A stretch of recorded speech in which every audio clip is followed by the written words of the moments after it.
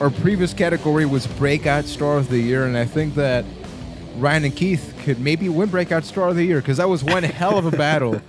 And now we're going to move to hopefully what is going to be a friendlier topic, as we're talking about tag teams of the year. I think that although there have been many tag teams that have really excelled this year, there are some clear ones, at least in my opinion, that have become not just a normal tag team that is thrown in there and they have enjoyable matches, but they really contribute to the product in some way, shape, or form. So without further ado, Mr. McNulty, who are the nominees?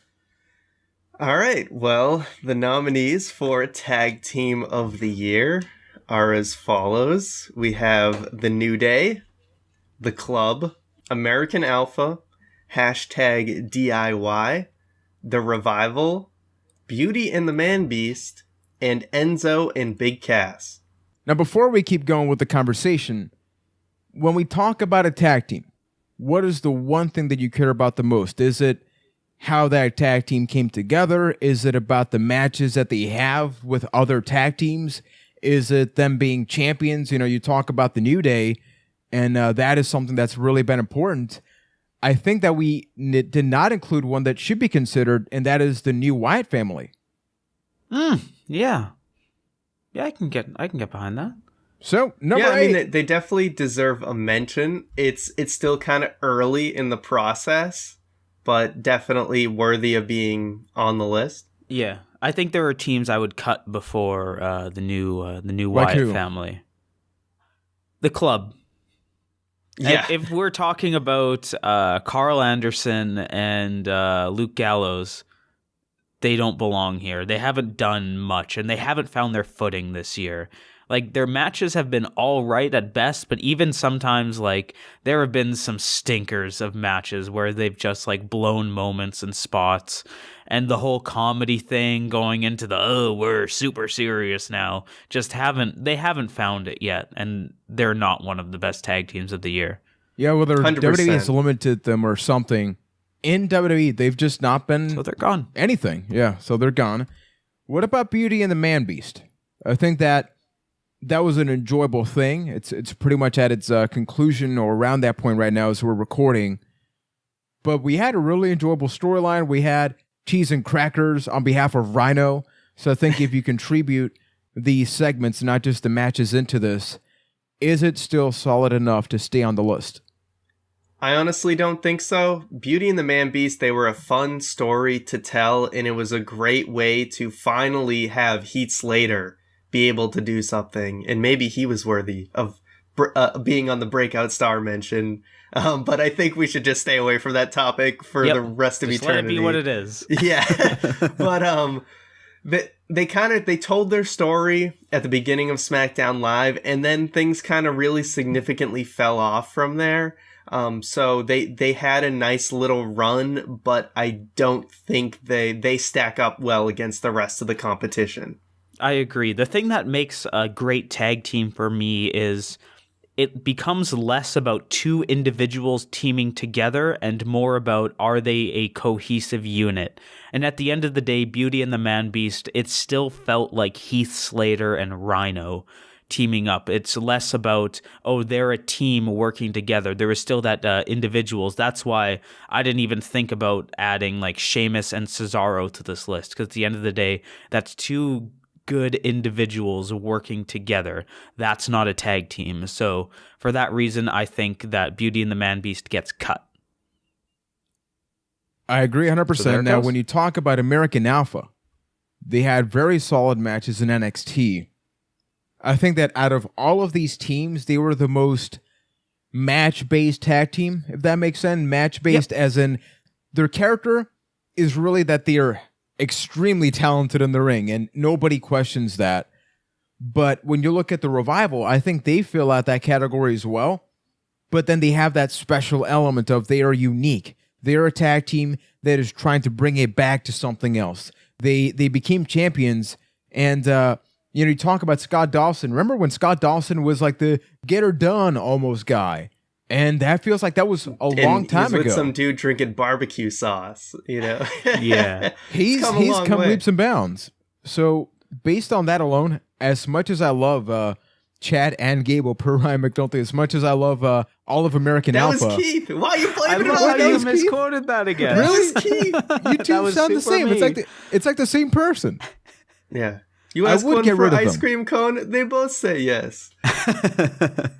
Could you guys Wow. make a No, case for him? I'm with you on cutting American Alpha. You can look at the Revival, and they had great matches with American Alpha. They had great matches with DIY. What's the common factor? The Revival in there.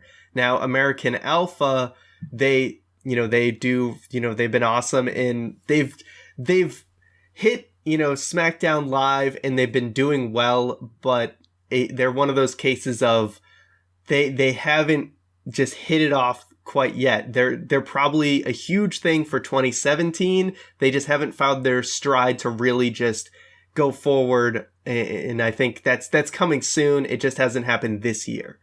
I agree. 2016 has been a really weird year for American Alpha, where they spent the latter half of it finding their footing in SmackDown, and I think that has created a bit of like a negative situation for American Alpha, where the call-up has made it so they're not on the same level as someone like the Revival anymore, and they've spent most of it trying to find their footing.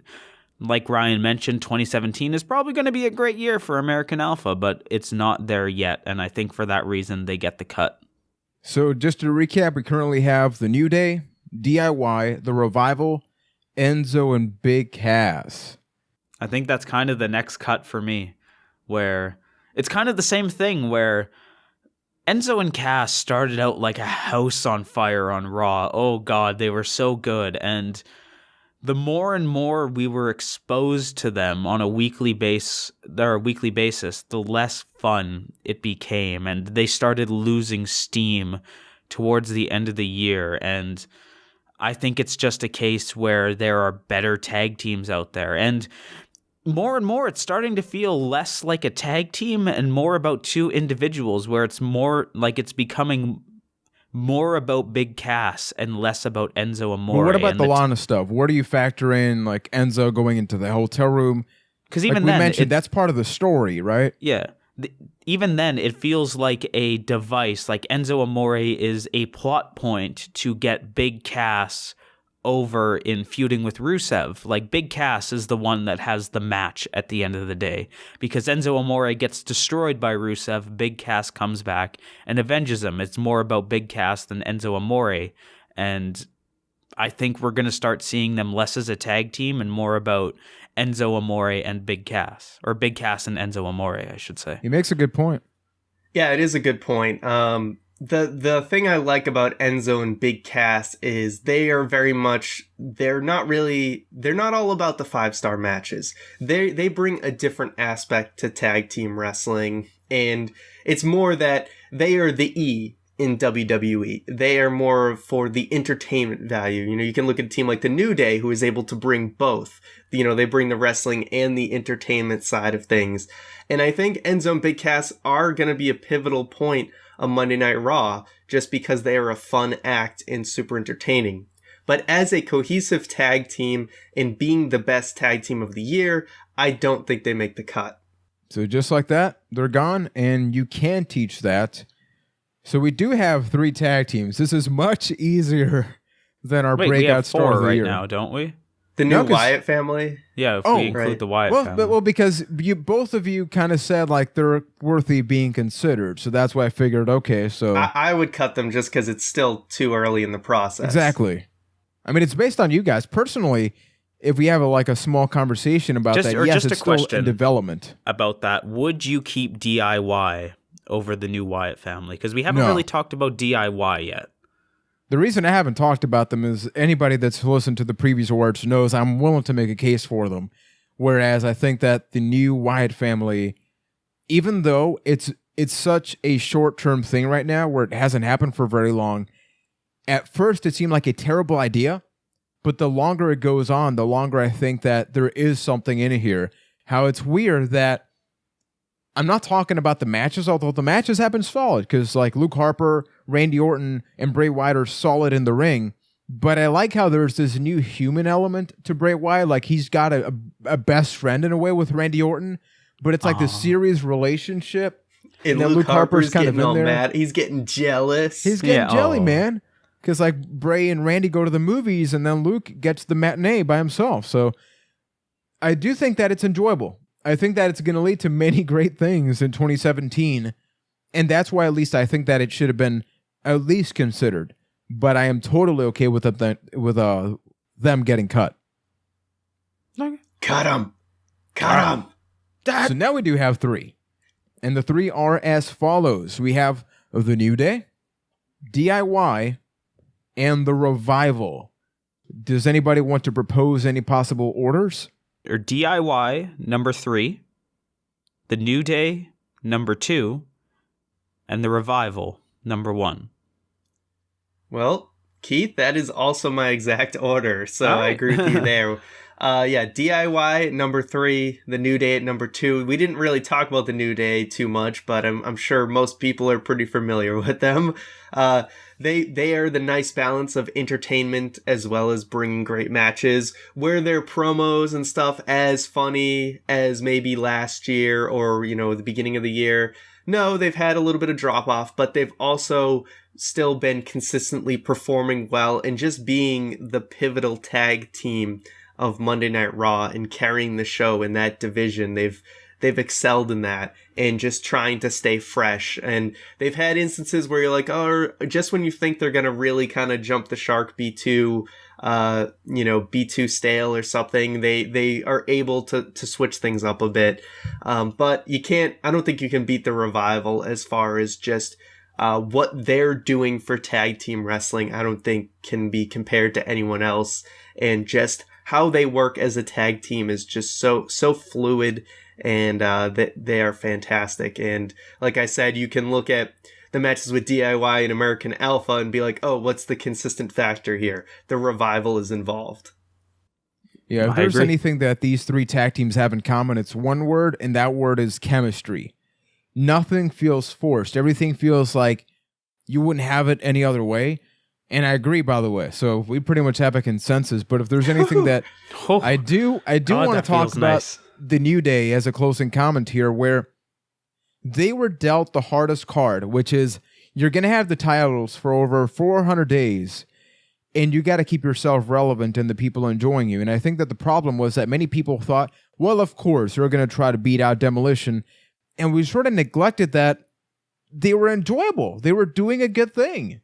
A lot of the matches have been good. Yes, there have been duds in matches and in segments, but Stone Cold has had them. The Rock has had them. Like, everybody is guilty at some point of not having that awesome segment.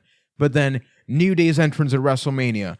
Look at, the Raw where they beat out for longest reigning tag team champions. Not one, but 2 matches that are worthy of being some of the best tag team matches of the year at the end and at the beginning of a 3-hour show. Plus, with that, you add the historical, like, they have Funko Pops, they have everything. They have Bootios. You have freaking ate the real cereal. Would you have them again now? If we brought you a box and compared to another cereal. I just don't want to pay for them again because they are just Lucky Charms.